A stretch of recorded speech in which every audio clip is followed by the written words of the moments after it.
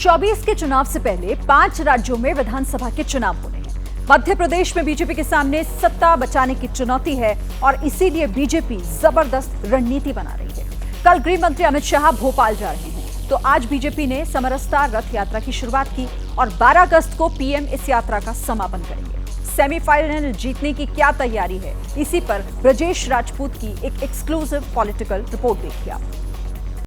मध्य प्रदेश के दलित वोटर्स को साधने के लिए बीजेपी आज से समरसता यात्रा निकाल रही है। गृह मंत्री अमित शाह कल यानी बुधवार को मध्य प्रदेश के दौरे पर जा रहे हैं, जहां वो पार्टी नेताओं के साथ चुनाव की रणनीति बनाएंगे। अमित शाह के दौरे से ठीक पहले आज प्रदेश में 5 जगहों से समरसता यात्रा की शुरुआत हुई। रथ यात्रा का मकसद संत रविदास के खड़ाऊ यानी चरण पादुका के पूजन, दर्शन और विचारों को मध्य प्रदेश के गांव-गांव तक फैलाना। सिंगरौली, बालाघाट, श्योपुर, धार और नीमच में यात्रा की शुरुआत हुई। 15 दिन तक चलने वाली इस यात्रा की जिम्मेदारी पार्टी के अनुसूचित जाति मोर्चा के कंधों पर है। इस दौरान प्रदेश के 53,000 गांव से एक-एक मुट्ठी मिट्टी और प्रदेश की सारी नदियों का जल भी जमा किया जाएगा।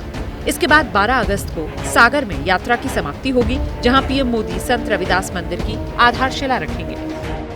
सरकार संत रविदास जी का एक भव्य स्मारक मंदिर सागर में बनाने जा रही है। मध्य प्रदेश में दलितों की संख्या करीब 17% है। राज्य में 35 सीटें दलितों के लिए रिजर्व हैं। 2018 में कांग्रेस को 18, बीजेपी को 17 सीट मिली थी। संत रविदास के बारे में आप सब जानते हैं, हम सब जानते हैं कि उनके नाम पर एक तरह की आस्था जगती है और भाजपा इसके बहाने एक अच्छा लक्ष्य साध रही है। मध्य प्रदेश के 10 से 15 जिलों में दलित आबादी अच्छी संख्या में है। यही वजह बीजेपी और कांग्रेस दोनों का जोर दलित वोटर्स पर। कांग्रेस अध्यक्ष मल्लिकार्जुन खड़गे का कार्यक्रम 13 अगस्त को सागर जाने का था, लेकिन 12 को पीएम का दौरा तय होने के बाद उनका दौरा फिलहाल रद्द हो गया है। इन्होंने 3 बार उज्जैन में संत रविदास जी का बड़ा भव्य मंदिर और धर्मशाला बनाने के लिए 3 बार घोषणाएं की। जनता समझ गई कि ये घोषणावीर मुख्यमंत्री, तब उसका स्थान परिवर्तन करके सागर और नरेंद्र मोदी साहब को लाया जा रहा है ताकि लोग थोड़े संतुष्ट हो जाएं। मध्य प्रदेश में बीजेपी और कांग्रेस के बीच वोट प्रतिशत तकरीबन बराबर रहता है। कुछ सीटों के हेरफेर से ही सरकार बनती बिगड़ती है। इसीलिए बीजेपी दलितों को साधने के लिए मंदिर कार्ड खेल रही है। मध्य प्रदेश बीजेपी को इस बात को लेकर चिंता ज्यादा है कि दलित वोटों का बिखराव हमेशा कांग्रेस के पक्ष में जाता है। इसलिए इस बार दलित वोटों को लुभाने के लिए बीजेपी ने अनेक प्रोग्राम शुरू कर दिए हैं, चाहे उसमें समरसता यात्रा हो या नरेंद्र मोदी जी का प्रोग्राम हो।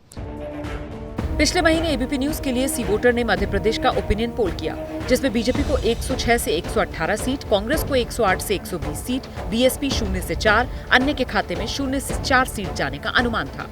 वोट प्रतिशत भी बराबर का, मतलब मुकाबला बिल्कुल कांटे का। शायद यही वजह कि दोनों पार्टियां एक ही तरह की रणनीति पर आगे बढ़ रही हैं। पहले से ही सियासत के अखाड़े में हिंदुत्व का बड़ा सिपाही कौन, इसको लेकर मुख्यमंत्री शिवराज सिंह चौहान और कांग्रेस के प्रदेश अध्यक्ष कमलनाथ में रेस लगी है। बीजेपी के हिंदुत्व की काट के लिए कांग्रेस सॉफ्ट हिंदुत्व का कार्ड खेल रही है। इन्हीं सब चुनावी रणनीतियों को जीत की दिशा देने अमित शाह भोपाल पहुंच रहे हैं। केंद्रीय मंत्री अमित शाह का पिछले 15 दिनों में ये दूसरा भोपाल दौरा होगा।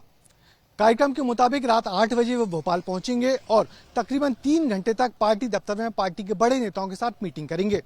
समझा जाता है कि इस मीटिंग में चुनावी मुद्दे तय होंगे और चुनावी समितियों में किन लोगों को रखना है, ये भी तय किया जाएगा। जैसे ही घड़ी का काटा दोपहर 2:30 पे आए, बबीता जी का दिल सास बहू साजिश के लिए मचल जाए। और ये है इनकी बहू, पूरे दिन ऑफिस की टेंशन हो जाए गॉन जब ये करें अपना फेवरेट शो फ्री टाइम पे ऑन। इनकी तरह आप भी देखें अपना फेवरेट शो अपने टाइम पर और डाउनलोड कीजिए एबीपी लाइव ऐप अपने स्मार्ट टीवी पर।